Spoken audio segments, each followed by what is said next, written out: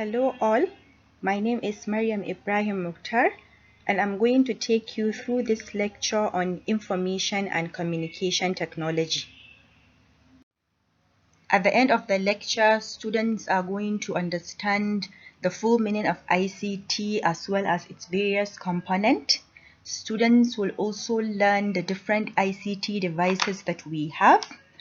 And finally, students are going to understand the positive as well as the negative impact of ICT on the society. Our lives are greatly influenced by ICT gadgets.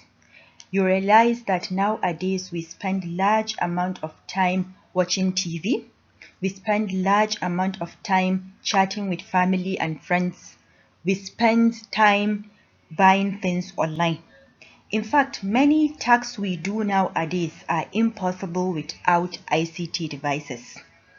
As students coming to Bayer University, Kano, you must have made use of an ICT device before coming here. You must have made use of an ATM device. You must have made use of a smartphone. You must have made use of maybe a PDF reader, a computer system. In addition to this working knowledge that you have, students also need to learn the theoretical knowledge surrounding ICT, hence the essence of this particular lecture. When we try to look at life without ICT, we realize that most of the luxuries will not be there. There will be no smartphones, which means each time I want to communicate with you, it has to be physical. When I want to travel, let's say to Kaduna, I have to go either by foot or by animal because our airlines as well as cars needs ICT.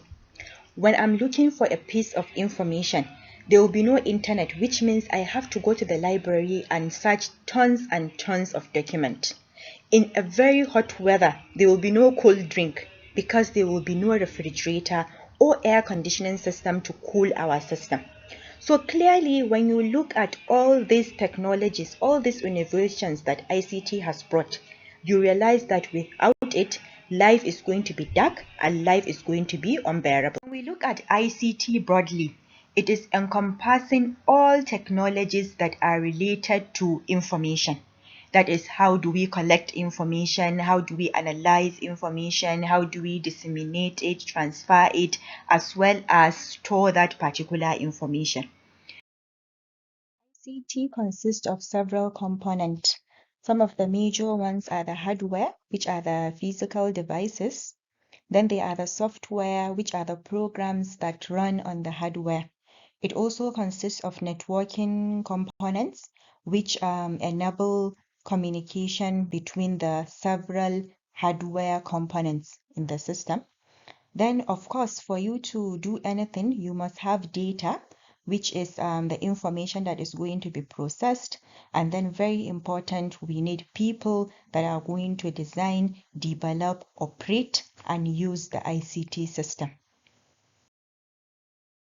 There are different ICT devices, most of them falling under 5 categories. That is the category of computer, the category under dissemination and equipment devices. We have many devices falling under the category telecommunication equipment and devices. We have many ICT devices falling under a broad category called the storage devices. And then we have many ICT devices that are falling under the category of devices and equipment used for educational purposes. So when we look at a broad category called computer, we have different kind of ICT devices that belongs there.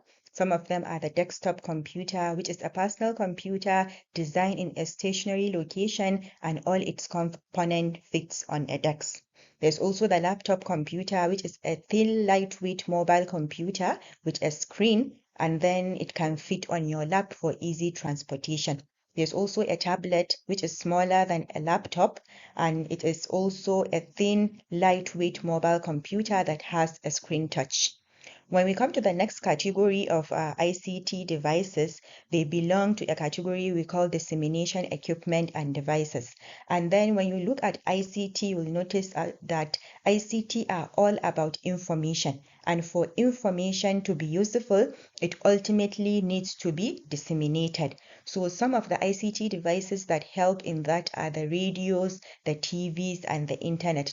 Because when you want to target very large audiences, especially those that resides in the rural area, then you can make use of the radio.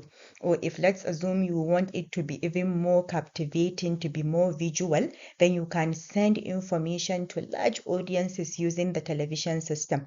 But now you'll notice that most of our youth do not hear news from radios or TVs. If you want to disseminate large information to youth and you want it to reach them, you must employ the use of internet and target things like social media, Facebook or Twitter. So all of these ICT devices, they are used in disseminating information. Then there's also a number of ICT devices that belongs to the category we call telecommunication equipment and devices. Telecommunication refers to broad field of long distance communication. And these devices, they help us to transmit information such as sound, images, and files over long distances. Some of the ICT devices under this category are the hub, and this hub is a device commonly used to connect segment of a local area network. We also have a router, which is a hardware device that is used to receive, analyze, and move incoming packets from one network to another. There's also a modem, which is a device that connects a computer to the internet. When we look at the next category, which is the storage device, these storage devices are devices that allow us to write or retrieve data to and from storage medias. We have some ICT devices that falls under those category. Some of them are the hard disks. We also have a flash drive, which is like one of the most popular now, a small device that you can use to collect data, or you can use to transfer data from it onto your computer system.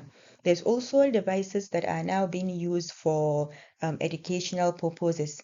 These devices, they are usually used for educational purposes to help teachers make their lessons more interesting and to improve the retentive memory of students. For example, a projector.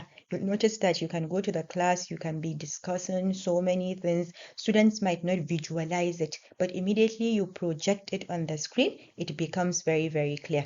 So these ICT devices are going to be explained in details in the next few slides that are going to follow this one.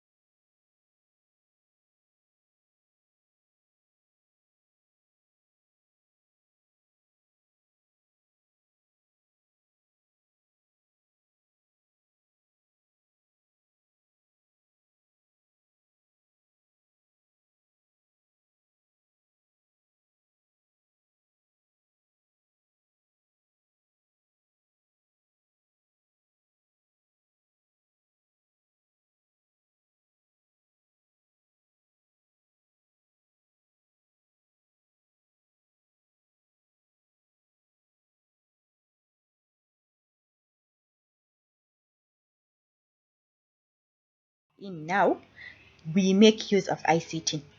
In education, why you are being able to hear this lecture and to listen to it is because ICT has been incorporated into the educational sector.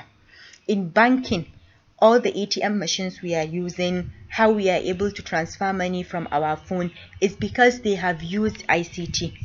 Many industries now, they make use of ICT to facilitate their planning as well as to control most of their systems.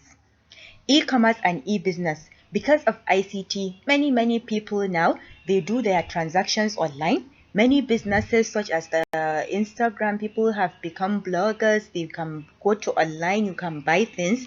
ICT has greatly improved e-commerce as well e-businesses. So finally, let's look at what ICT has brought positively. You see, with ICT, communication is now faster. Instead of, let's assume I have a relative who lives in China.